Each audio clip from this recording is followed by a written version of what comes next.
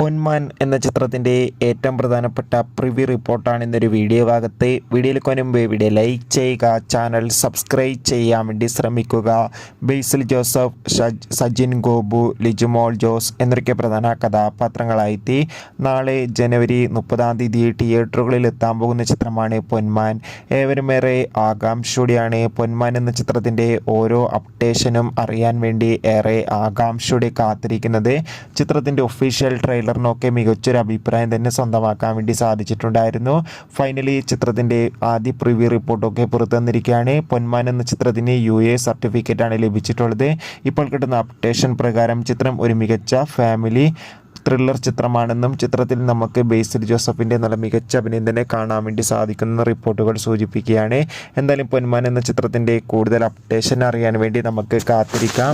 എത്ര പേരാണ് പൊന്മാൻ എന്ന ചിത്രത്തിൻ്റെ റിലീസിനായി കാത്തിരിക്കുന്നത് കമൻറ്റ് ചെയ്യുക. ഈ വരുന്ന ജനുവരി മാസം ഇനി അങ്ങോട്ട് ധാരാളം ചിത്രങ്ങൾ OTT റിലീസ് ചെയ്യും.